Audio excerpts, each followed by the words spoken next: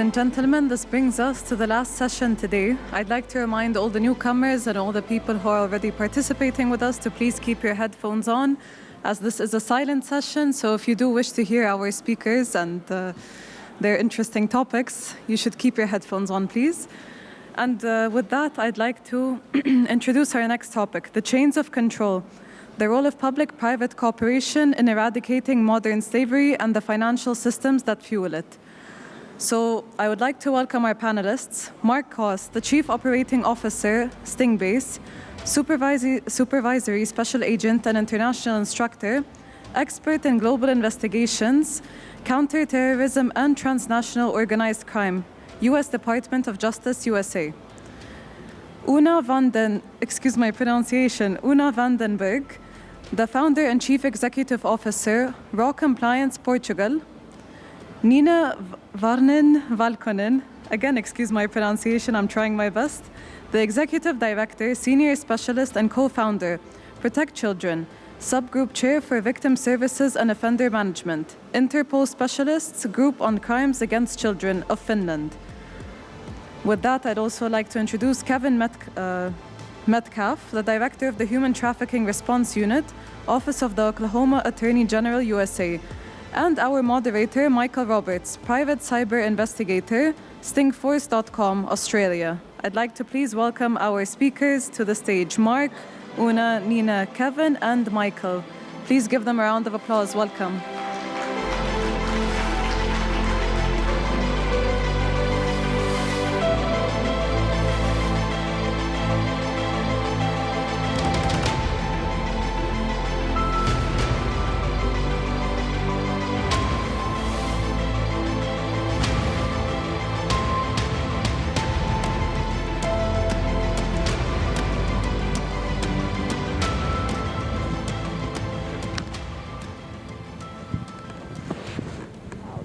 Good afternoon. Thank you for coming this late in the day. It's wonderful to see you here. So we're not here to talk about systems and protocols. We want to talk about disruption, actually disrupting the crime while it happens or when it hasn't happened too long ago. So the emphasis we want to make here is on the speed with which we respond, not waiting, but doing as it happens.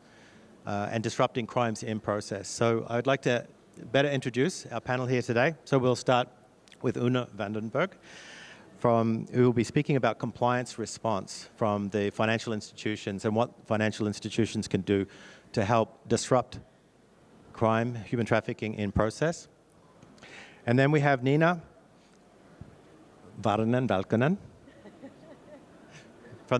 who will speak about what it means with from the trauma-informed perspective of the victims.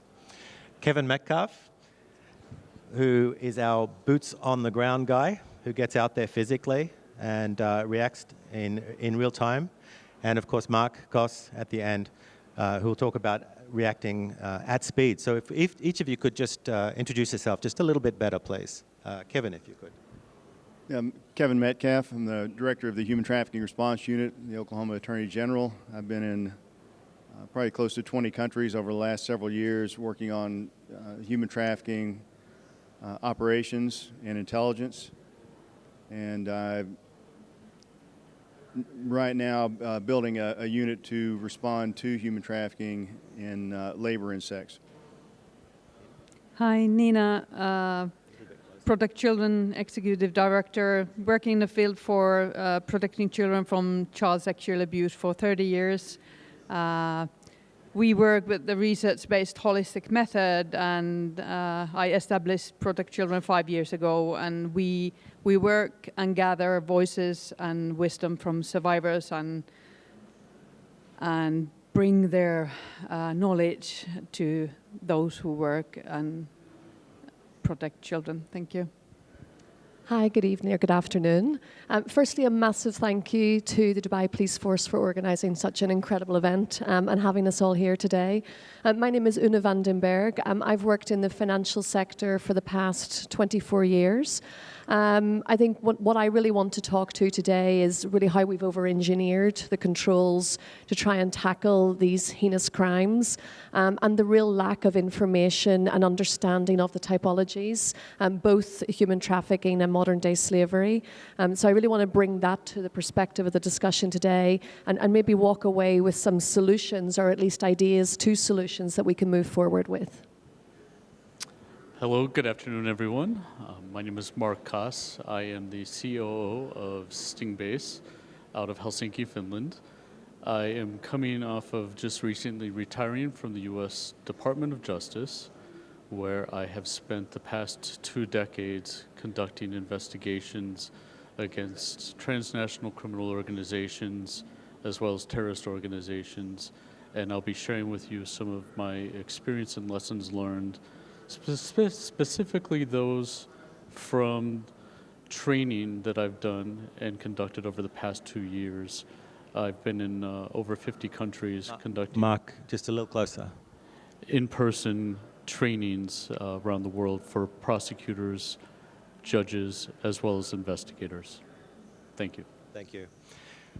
So the first theme, we want to talk about the communications gap, why the transnational organized crime syndicates are more agile than law enforcement and finance. And Mark, I'd like you to speak to that first. Why are they faster than law enforcement and the financial fraud investigators? You know, that's a very interesting question. I found from conducting training around the world, there was a couple of things that I could always bring up where, regardless of where we were located, everyone recognized that criminal organizations were quicker in terms of communication than law enforcement. And I would ask why? Why is that? And it came down to, in law enforcement, we are truly our own worst enemies. We are tethered by the inability to freely communicate. And when we brought up that, listen, there is nothing that prevents you as an investigator from picking up the phone or writing an email to immediately be able to communicate what you're seeing criminality-wise. If we could break down those barriers and let law enforcement freely communicate, then we would truly be able to catch up to these organized crime groups that have nothing to answer to. There are no barriers. So if we remove those barriers ourselves, we would be much more equipped, better equipped, to battle these transnational criminal organizations. Right. In an earlier chat forum, we heard them speaking about Miguel, who's here, speaking about the way there are criminal activities as a service, laundering, distribution, and things like that. So they have this agility and decentralized agility that crime fighters don't have. Kevin, with these delays, what does that mean to you or to the victims with recovery and rescue? Well, with the recovery and rescue, when we're dealing with any sort of delays, and when you think about technology and all that has brought with it, and the way that we can reach out and touch everybody everywhere, these delays have a very human element to it. If you think about the quota that these victims have each and every day, they have to bring in so much money, and that is so many times that they are sexually abused, or depending on what it is they're doing. And I do want to point out that we're talking about communication, and it's taken us a very long time to start getting things right, because when it comes to trafficking, there are only two types of experts in trafficking.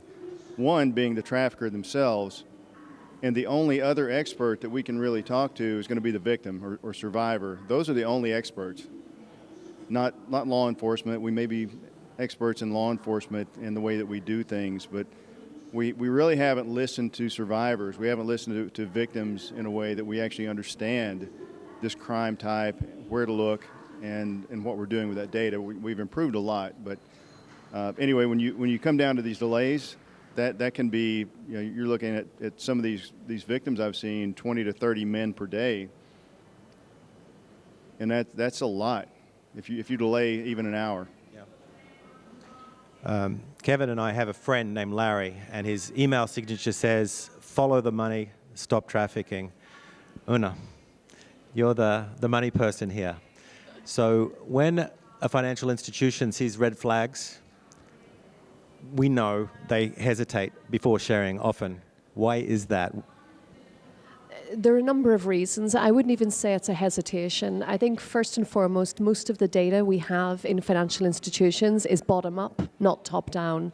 So we're seeing typologies within our books based on known typologies. So we're not seeing new movements. We don't see the changes in typologies because we're not informed.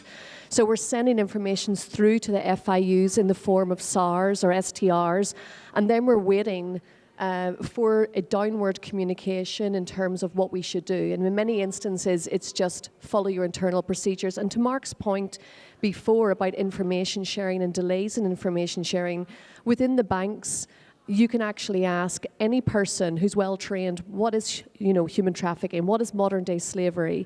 They'll be able to give you a textbook response. But if you then say to them, well, how do we identify that within our books?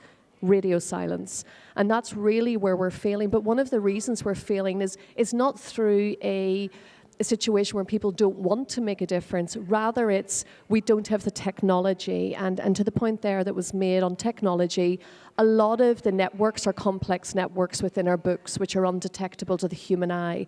And it's only through the implementation of usage of AI. HSBC was a brilliant success case recently with Google AI. They were able to identify complex networks in their books that they couldn't otherwise identify. And also information sharing between banks is very, very limited. You know, we're very limited, and you know, we can't just pick up the phone to a colleague in another bank and say, hey, we've seen this, it's coming through to you, you better stop it. Do we do that off the record? Well, we do. You know, we speak in the industry. Are we formally permitted to do that? The answer is no. So we need to work more cohesively within the industry. We need to work more cohesively with the public partners. And we need better information up, down, and basically horizontally. So I want to see massive improvements in that. But, you know, Rome wasn't built in a day. Nina, you look in the eyes of the victims and the offenders, managing the offender management and so forth. What do these delays mean if you were to speak for the victim? Protect Children have collected survivors' voices, and we have now data 23,000 responses within 35 languages from victims and survivors, especially on child sexual abuse and exploitation. Delays are devastating for the victims and survivors. We need more collaboration, and I think that the rapid change of technology has changed the crime prevention as well. We keep on saying that offenders are always step ahead, but I want to highlight that also law enforcement is not able to share all the knowledge they have. For example, Interpol is working really hard to tackle all crime types globally. But of course, they can't publish everything they do, otherwise the offenders would get step forward. I'm happy to share the voices on different language survivors, but it's very constant from country to country, from language to language. There are so many issues we need to tackle. The one that we are doing the analysis is the offline and online crimes, and especially I'm working with the online victims who have been trafficked for sexual purposes through the online environment, which is also it's a big money for the offenders. I want to highlight that we are analyzing the data, comparing the online and offline crimes, and unfortunately we are seeing now new results that the online crimes are even more devastating for the victims of sexual abuse, especially the long-term consequences. So we are doing this analysis together with Anglia Ruskin University, IPRI in UK, and hopefully we will be sharing the global responses for that from the survivors. There must be a lot of moving parts. I wouldn't know where to start. So I don't envy you the job. If I may say to that, I think Western Union is a great example. Recently, they teamed up with an NGO, and they were looking for victims of coercion. Women that had also, again, a lot of domestic workers are sending money home through Western Union, and many of them, it's not through choice either. So they've had much success with that initiative, and that's been a real-time identification. But one of the things that came out of that was, within our books, we don't have risk typologies, which are specific to gender. And I spoke in the UN to this last year about how we need to do much better to understand with our Pacific groups, our vulnerabilities, and make specific gender risk-based typologies within our systems. Yeah, I totally agree, and I want to thank the law enforcement in United Arab Emirates, because they are also helping us to translate the Arabic language offenders data into English, so we can also analyze that one. And I think the point is that we really need to focus on kind of cutting the profits for offenders, and that's really tricky with the rapid change of technology and the global crime scene. And to piggyback off of Una, Western Union is fabulous if you can communicate directly with them, and if you ask them to reverse mine what they're seeing on target and target packages, the information that they are able to produce is phenomenal. For investigators, please go to Western Union, reverse mine my targets. What you get back is amazing information. Follow the survivor financial footprint. Backtrack through the history, and we're actually able to detect a lot of networks within that as well. And keep in mind that even if it's a relatively unimportant crime, or seems to be inconsequential, if you disrupt that crime and unpack all the pieces, you can potentially burn down an entire network. So let's talk about permission. So there's many sworn officers here, law enforcement officers. Mark, I'll call on you again. Mutual legal assistance treaties. Do we really need them to disrupt crime? So the legal treaties, whether it's an MLAT, an MLA, a letter of rogatory, we need them for the passing of judicial information that's going to be utilized for a case. When it comes to the real-time communication between law enforcement, a lot of investigators don't realize you don't need this in place to start communication. You don't need this extra barrier to keep you from conducting what is the only right thing to do, and that is to prevent harm to human life. So please, don't let anyone tell you any different. There are a handful of few countries in this entire world.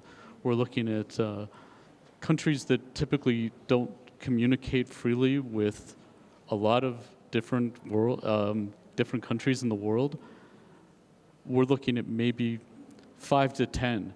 Everyone else, it is not against their laws to have open communication between law enforcement individuals. Never mind investigators in general, talking about FIUs, for example. We need to realize that there should be and needs to be this open communication occurring.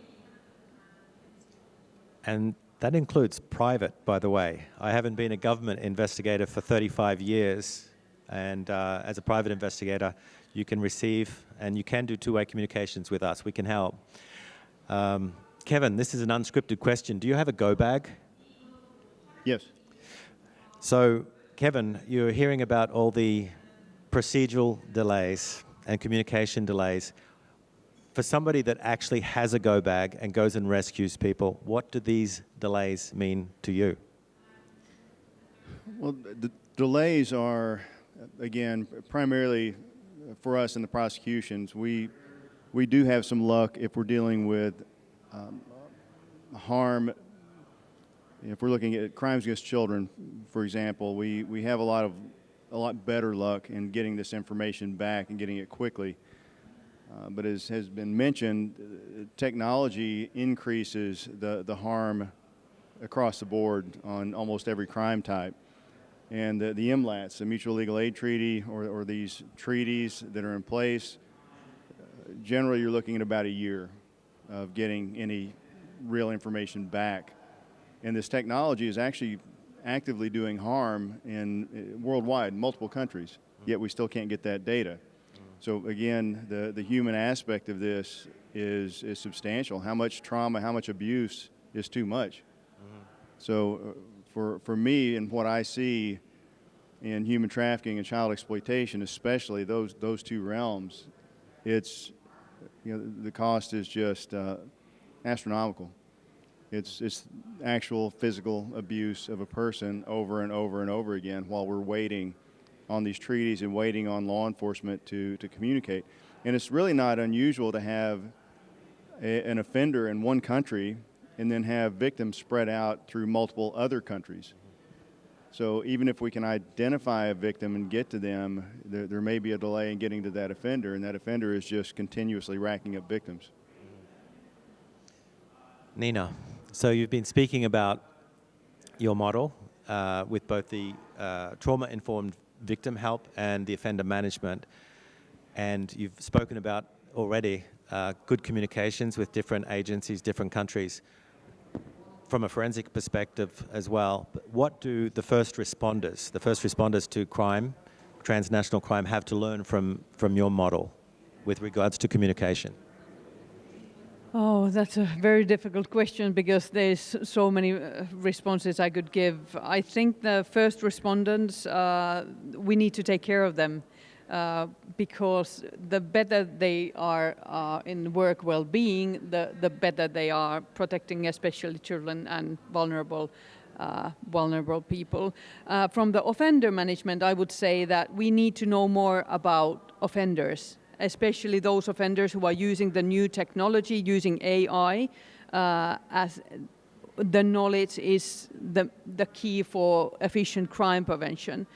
So we are launching a new survey with multiple languages. Also, like we have our surveys usually in 21 languages.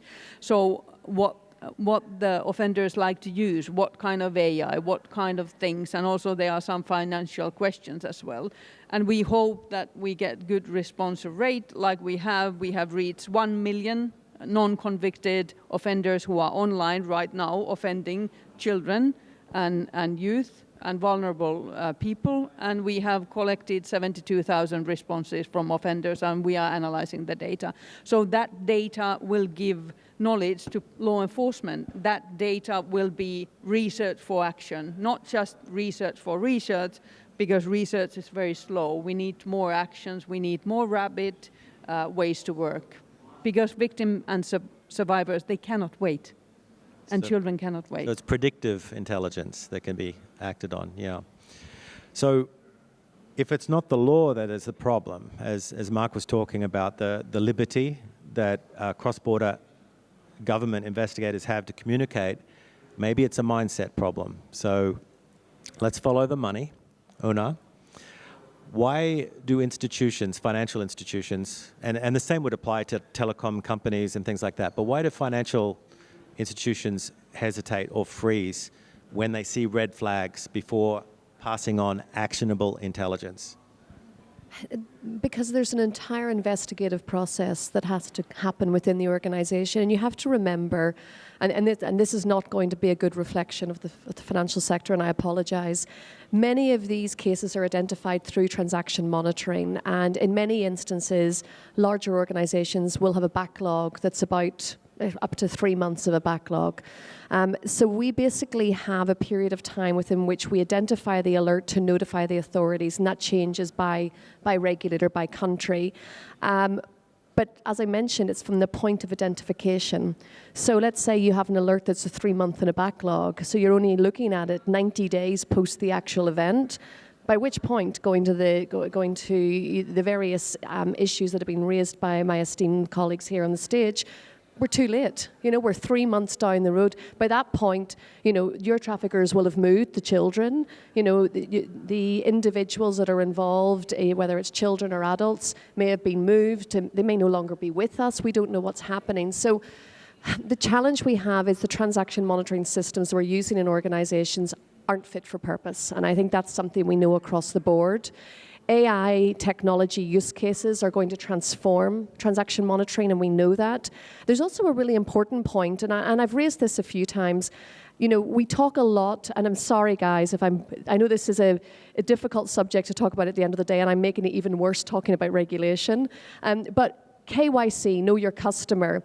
You know, that's the point in time where you onboard a customer and a customer tells you who they are. If they're a good and effective money launderer or trafficker, they're going to make sure that they go under the radar. They're going to make sure that they're low risk. So in essence, unless you have digital identity, which thank goodness we have here in the UAE, KYC in itself is ineffective. It is only through the monitoring of the account and the transaction monitoring that we find out really who the client is. And guess what? The systems aren't working because we bucket people based on risk, and also it's a monetary value or a rules-based system, so it's rules or scenarios. So it's the system itself is fundamentally broken. So going to, is there a hesitation of financial institutions to share data? I wouldn't say there's so much a hesitation. There is an entire process that prolongs that sharing, because once we identify the alert, and by the way, the systems currently are 2 to 8% accurate, which is horrendous. Once we identify a red flag, it then internally needs to be investigated, and then we submit the SAR, and then we wait for feedback from the financial intelligence unit, which in many instances never comes through, which is the truth as well. So it's a perfect storm. And you cannot hold the financial institutions accountable here for the delay, because the delay is as a result of over-engineering a process. And I really believe that's what's happened. We've over-engineered regulation. Fraud teams no longer, they never have. They don't sit with the cybersecurity team, who doesn't sit with the transaction monitoring or the AML team. And modern day financial crimes are a perfect storm of a number of different subsets of financial crime.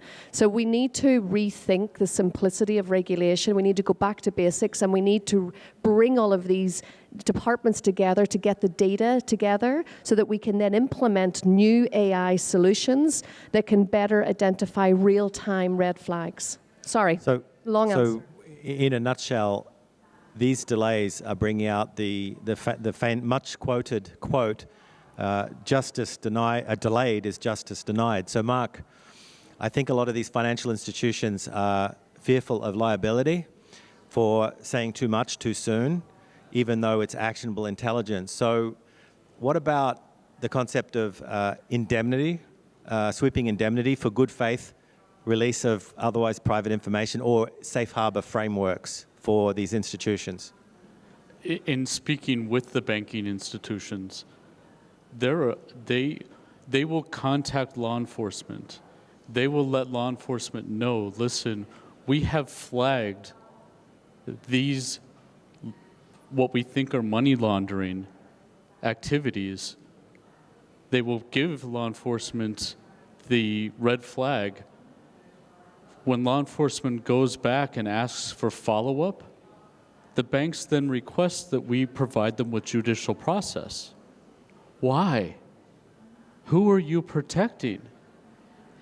They're afraid of what's going to happen once the criminal element is arrested, for them to bring lawsuits against the bank. They're not protecting the customer. They're not protecting the victims here. They're protecting their own risk. And we need, I think, as a whole, to provide the banking industry with indemnity, to allow them the freedom to report to law enforcement, to report to any investigative unit that's willing to follow through with their leads.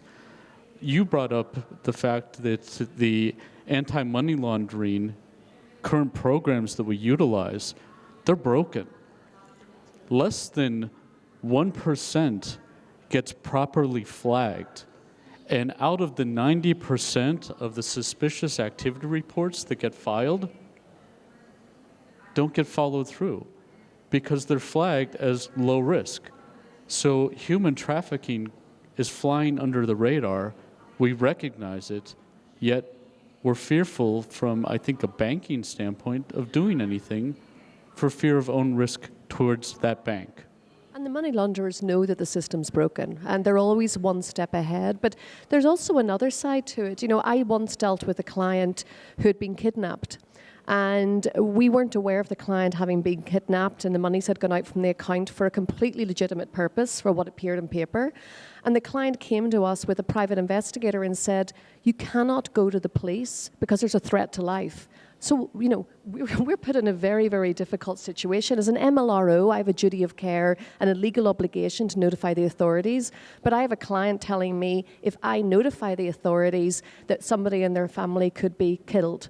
What do you do with that? You know, that's a very, very difficult predicament. So I think sometimes it's easy to blame the financial institutions, but we're also, you mentioned the whole kind of like Judas presence, like the legal process, but there's also the whole challenges of where we're put in a situation where clients will come to us and say, if you take steps, it could result in a threat to life and my family member could be injured.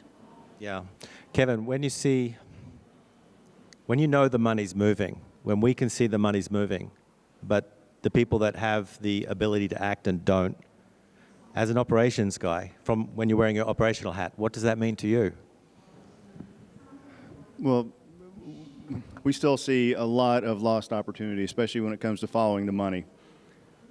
It can be a lack of expertise, a lack of connections, a lack of just knowing what to do or how to follow this money.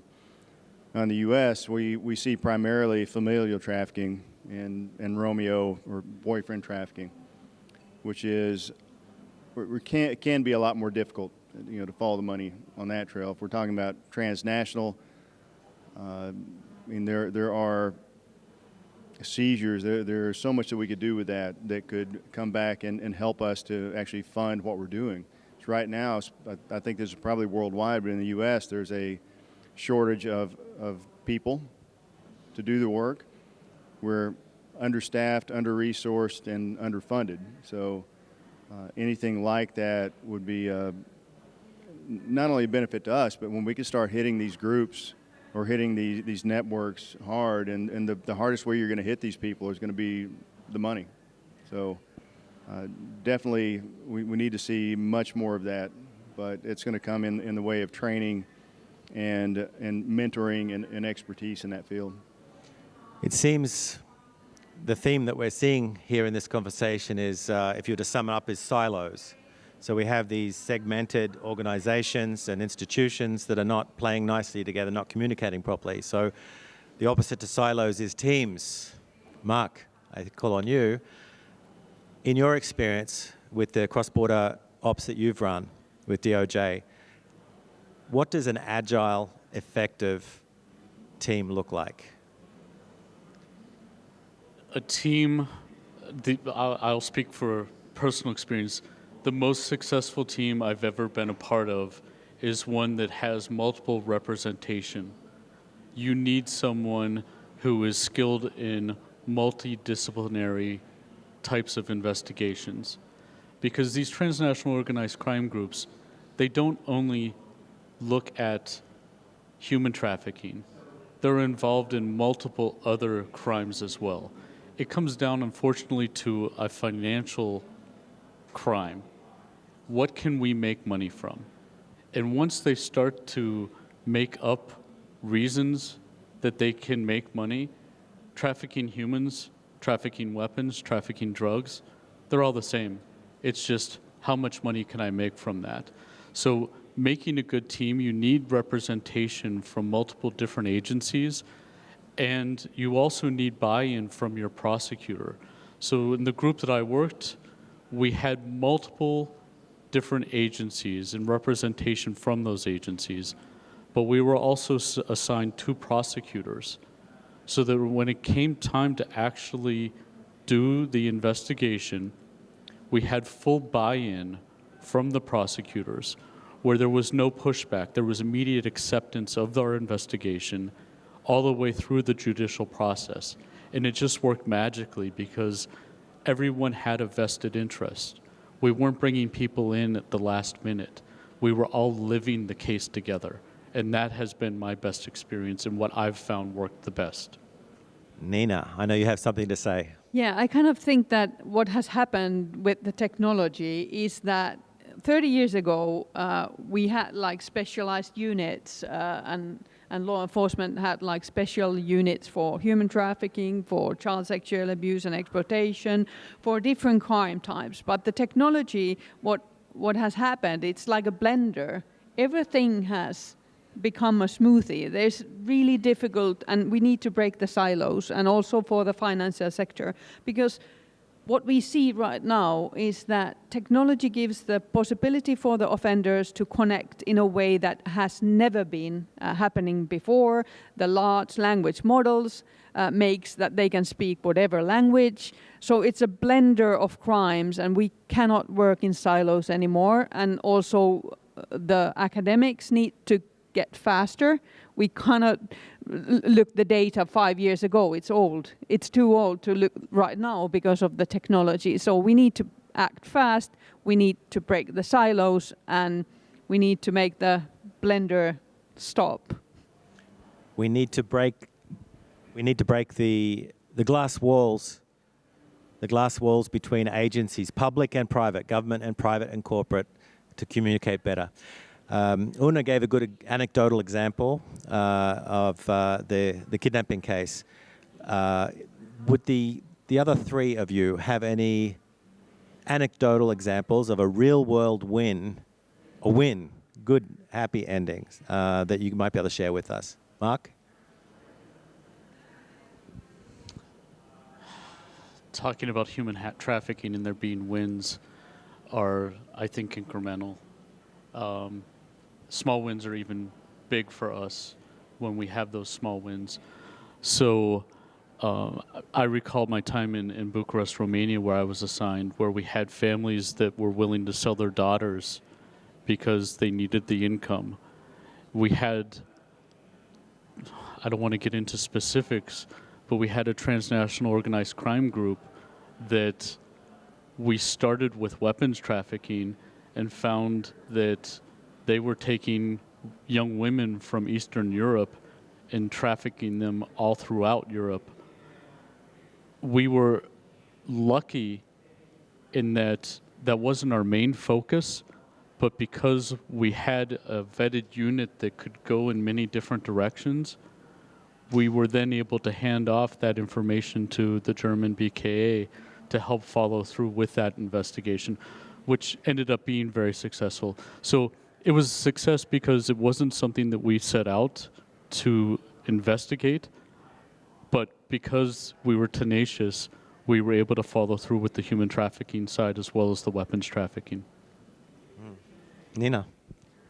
Well, always the stories from, I also do clinical work with the human trafficking victims for sexual purposes, to even see one young victim to start the healing process, start the journey to heal. I think that's kind of very strong moments for me. And to see the collaboration between the internet global crimes, the new violent crimes against vulnerable children, the com groups, the 764s and other types of very sadistic violent groups who are targeting vulnerable children. So the collaboration that FBI, Europol, Interpol, and investigators working on the ground and field, and also us who are helping the victims, when we collaborate, that's the most beautiful thing, and when the offenders get arrested as well. So I'm happy to help the victim, and she has started the healing journey, and I'm happy to see and waiting for the prosecutors to do their work and get the long sentence for that, some of the offenders. Kevin, any examples where all the things that we're complaining about didn't happen, which resulted in a win? Yeah, I've been involved in several multinational investigations where we had used, so when we've talked a lot about technology. When technology is in use, for me being in the U.S., and at the time I was a prosecutor, I could use legal process and I could do it very quickly. We had a few multinational investigations where kids were involved, where other countries were missing critical pieces of information. However, that touched my jurisdiction there in the U.S. because the internet is pretty much everywhere. I was able to run legal process very rapidly, get information, pivot in open source and then some of our other sensitive data. And when we started sharing that with other countries, the law enforcement and even some NGOs, when we started that cycle of feeding information that we were getting into this shared folder, let's say, when everybody started looking at that information and we all started working from our own angles and from our own capabilities, we were able to rapidly figure out and start identifying this network, which was in multiple countries. That would have been extremely difficult for one country to do alone. But when we were all combined, and of course this involved kids, so it's a lot easier to get collaboration and cooperation when you have kids involved. But I've been involved in several of those, and you start seeing how effective it is and how efficient and how fast that these law enforcement agencies can come together, work a case, share information, and start building these target packets that identify predators. And every time you have victims, you're going to have multiple predators. Every time you identify these predators, you're going to see multiple victims. But in law enforcement, we have limits.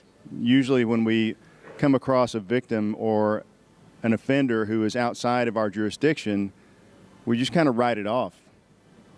Even though we have useful intelligence, we have developed useful information that could very easily be handed off or passed off to another agency, and that may be something that they just don't see from the lens that they're looking at it. On a smaller scale, we had a 14-year-old that was missing. We had a nonprofit that was running open source intelligence, ran across her face, shared with us that they thought she was being trafficked in this other state. So we used our facial recognition technology and some other means, identified where she was, communicated with that other state, and were able to pick her up before she was moved to a third state. So yeah, being able to communicate broadly and with speed is vital. If I may as well, the one party that we haven't mentioned today at all is social media. And social media needs to be part of this entire conversation in order for us to succeed, because that's really where at the front line they are. Well, I wouldn't say supporting is the right word, but that is where a lot of the CSAMs in particular instances are going through. So this conversation and the solutions that we come up with will not be viable unless social media is working with us and is on this platform. And not just social media. You've got the telecommunications carriers, you've got the internet service providers, you have Meta, the Facebook and so, but WhatsApp is the communications platform of choice for these people. And Meta doesn't delete any information. It's a wealth of information. How many of you have had actionable intelligence that you need just something more to actually resolve the case or hand it over to be resolved, and there's one party somewhere with crucial information who says, we can't share that? What do we need to do? In one sentence. If you could wave a magic wand, what can we do to get that no and make it a yes? Kevin. Magic wand. I think if you have a crime that involves a victim, everybody should be willing to share the information that they have. Yeah. I think that's the only way, especially with the reach and the effect of technology, that's the only way that we're going to get through this and actually serve our most vulnerable. Nina. We have seen voluntary reporting mechanism for tech companies. It doesn't work. We have seen it and we have looked at for years.